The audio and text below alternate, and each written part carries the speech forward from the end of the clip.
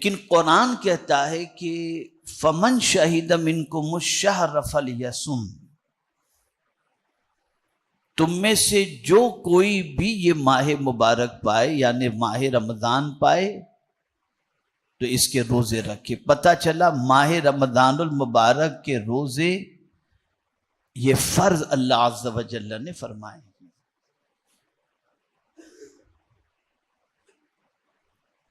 میرے پیارے آقا صلی اللہ تعالی علیہ وسلم کے پیارے دیوانوں، لفظ صوم کا معنی کیا ہوتا ہے؟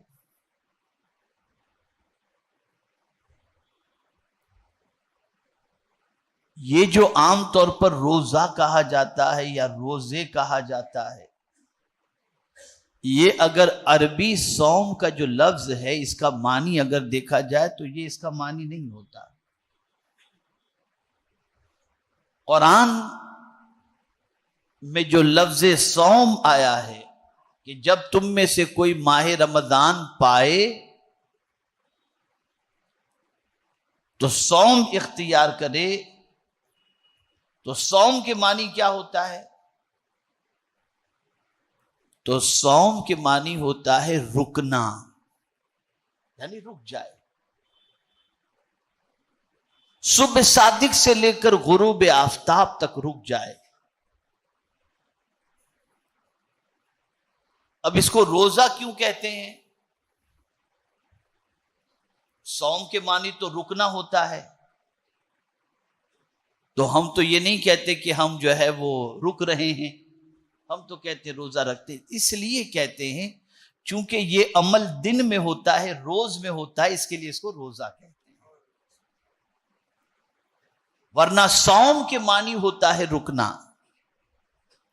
ہر عبادت کا معاملہ یہ ہے کہ اس کو کرنا ہوتا ہے، نماز پڑھنا ہوتا ہے، حج کرنا ہوتا ہے، زکوٰۃ دینا ہوتا ہے، لیکن صوم روزہ اسے کہتے ہیں جس میں کچھ نہ کرنا ہوتا ہے، یعنی خاص طور پر 3 چیزوں سے بچنا ہے۔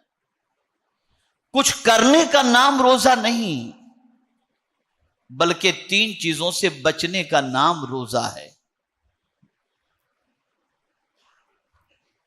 پھر یہ روزے کو اللہ عز و جل نے کب تک کے لیے فرض کیا؟ کب سے کب تک؟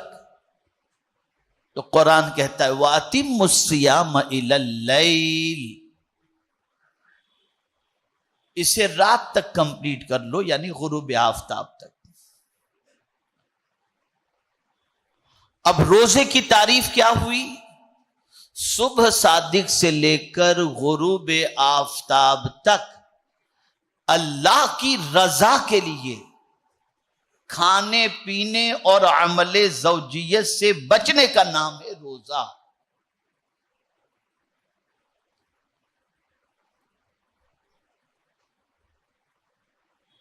آج تک فضیلتیں آپ سنتے چلے آ رہے ہیں کہ یہ کرو تو اتنا ثواب، یہ کرو تو اتنا ثواب، یہ کرو تو اتنا ثواب، لیکن روزہ ہمیں یہ بتا رہا ہے کہ بہت سارا ثواب صرف کرنے ہی کے اندر نہیں ہے، بچنے میں بھی اللہ نے بہت سارا ثواب رکھا ہے۔ نہ کرنے میں اور بچنے میں بھی اللہ نے بہت سارا ثواب رکھا ہے۔ بلکہ اگر میں یہ کہوں تو غلط نہ ہوگا کہ بڑا ثواب اللہ نے بچنے میں ہی رکھا ہے، بڑا ثواب اللہ نے بچنے میں ہی رکھا ہے۔ آپ نیکی کر رہے ہیں تو نیکی کرنے والے کے حوالے سے قرآن نے کہہ دیا ان الذین آمنوا وعملوا الصالحات، بے شک اس نے جس نے جو ایمان لایا اور نیک عمل کیا، اللہ فرماتے ہیں ہم اس کو جنت میں داخل کر دیں گے۔ اس کے لیے اللہ نے جنت بنائی ہے۔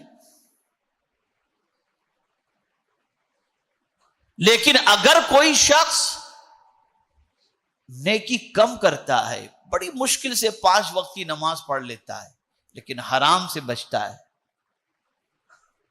گناہ سے بچتا ہے، کبیرہ گناہوں سے بچتا ہے تو جانتے اس کا مقام کیا ہے؟ میرا رب قرآن مقدس میں ارشاد فرماتا ہے ان تجتنبوا کبائر ما تنہون عنہ نکفر عنکم سیئاتکم وندخلکم مدخلا کریما.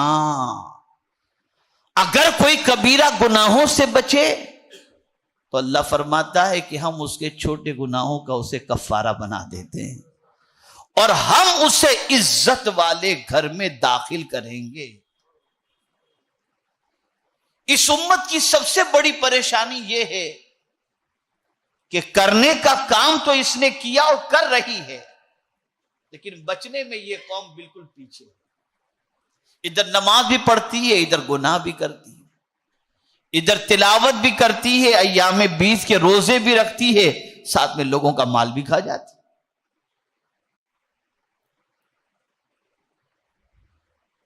ادھر سچویشن یہ ہے کہ صف اول کی پابندی بھی ہوتی ہے اور مردار بھائی کا گوشت بھی کھایا جاتا ہے. یہ امت بچنے میں بہت پیچھے ہے اور یہی وجہ ہے کہ نیکی کرنے کے باوجود بھی اس نیکی کا فائدہ اسے نصیب نہیں ہوتا. بلکہ میرا یہ جملہ ذہن کے اندر محفوظ کر لو، ہر نیکی کرنے کا حکم اسی لیے دیا گیا تاکہ تم برائی سے بچ جاؤ. لیکن اگر نیکی کر کے برائی سے نہیں بچتے پھر اس نیکی کا کیا فائدہ تم نے حاصل کیا؟ بسا اوقات انسان نیکی کر کے وہ مقام نہیں پا پاتا جو گناہ سے بچ کر کے پا لیتا ہے. مثال کے طور پر میں آپ کو بتاؤں، قرآن مقدس میں اللہ عز و جل نے فرمایا وَلِمَنْ خَافَ مَقَامَ رَبِّهِ جَنَّتَانِ. جو اللہ کے خوف کی وجہ سے رک گیا، کھڑا رہ گیا، اللہ سے ڈرا وہ گناہ کرنے سے، تو میرا مولا فرماتا ہے اسے میں 2 جنتیں عطا کروں گا. عمل کرنے والے کو ایک اور گناہ سے بچنے والے کو 2 جنتوں کی بشارت اللہ نے عطا فرمائی. بچنا سیکھو.